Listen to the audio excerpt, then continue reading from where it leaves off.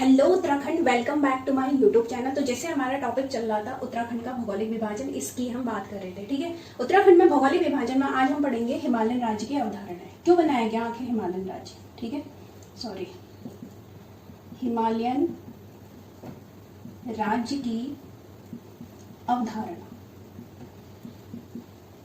ठीक है, क्यों बनाए गए हिमालयन राज्य?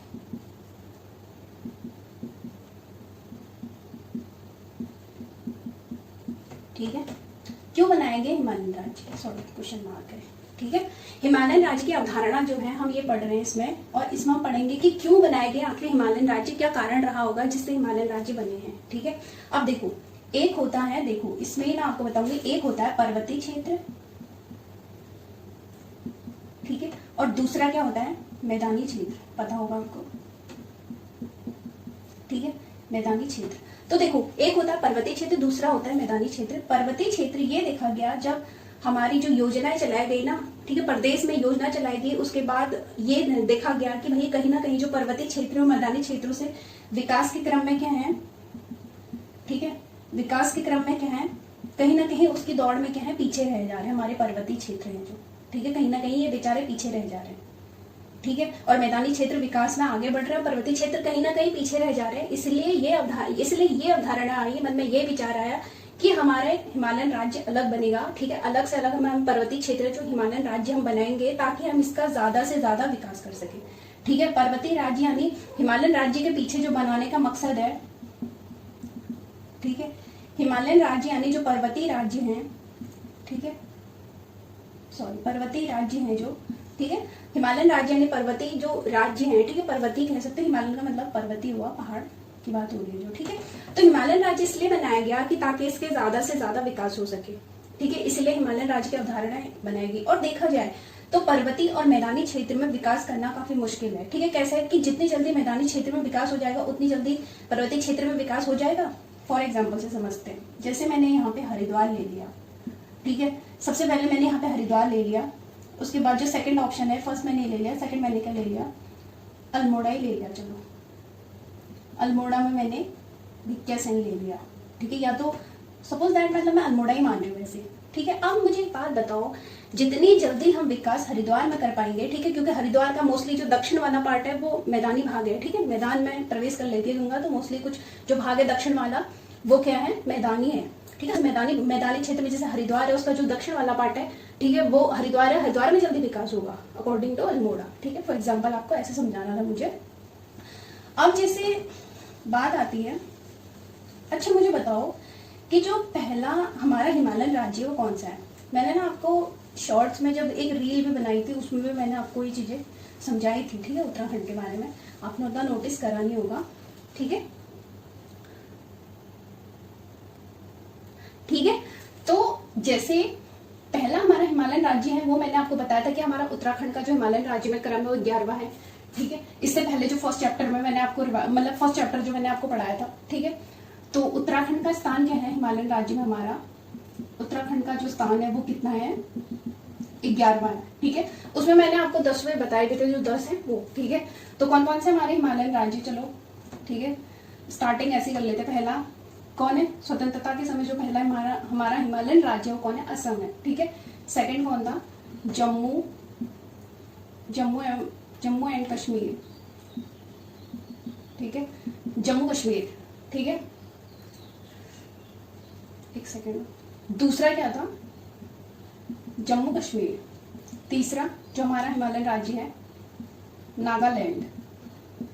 ठीक है, चौथा जो हमारा हिमालयन राज्य है, ठीक है, तीसरा क्या है? नागालैंड है, और जो चौथा हमारा हिमालयन राज्य है वो क्या है?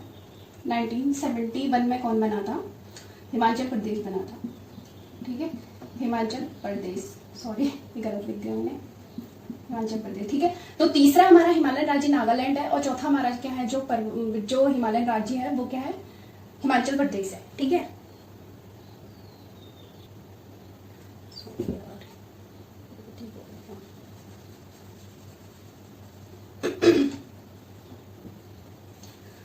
तो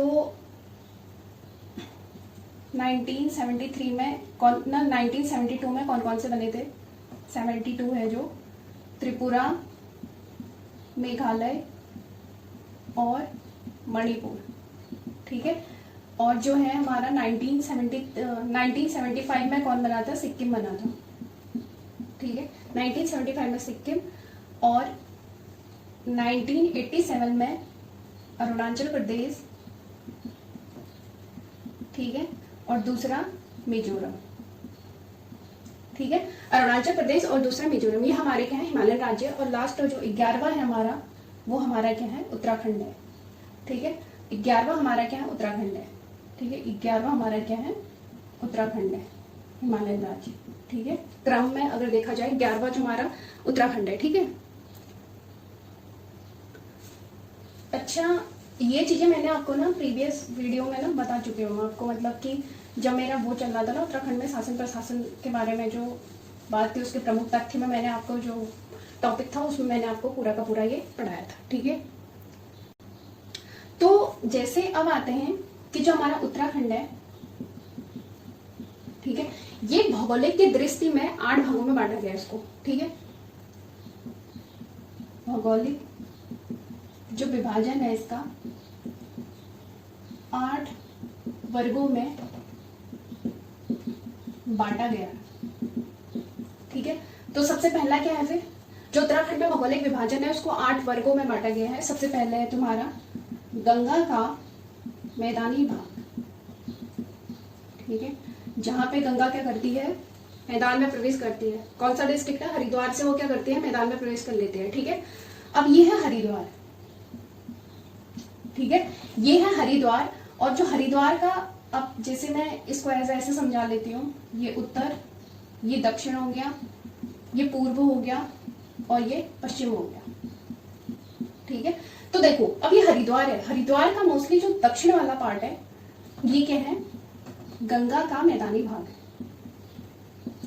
ठीक है। ये क्या है? मोस्टली क्या है? गंगा का मैदानी भाग है, ठीक है।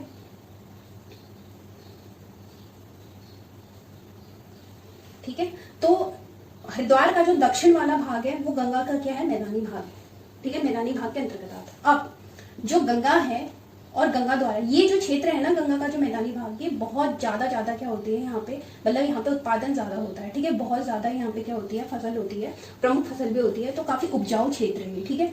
जो गंगा का जो मैदानी भाग है ये क्या है? उपजाऊ क्षेत्र है, ठीक है। अब जो गंगा है, जैसे गंगा और जो अन्य नदियां हैं, ठीक है, जैसे गंगा और गंगा द्वारा जो अन्य नदियां हैं उनके द्वारा, जैसे काप हो गया, कीचड़ हो गया, ठीक है, ये जो लाया जाता है ये क्या है? अत्यधिक उपजाऊ होता है इसके कारण, मतलब जो फसल होती है वो क्या होती है? अत्यधिक उपजाऊ होती है, ठीक है।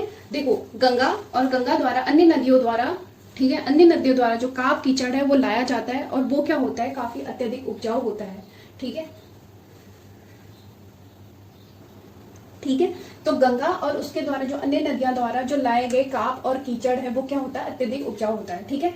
गंगा और अन्य नदियों द्वारा जो लाया गया काप और कीचड़ है वो क्या होता है? अत्यधिक उपजाऊ होता है, ठीक है ना। अब यहाँ की जो गंगा का जो मैदानी भाग है इसके जो प्रमुख फसल है वो क्या क्या होंगे? फिर जो प्रमुख फसल है वो कौन कौन से होंगे बताओ? आंसर तो आप बता ही सकते हो कमेंट बॉक्स में।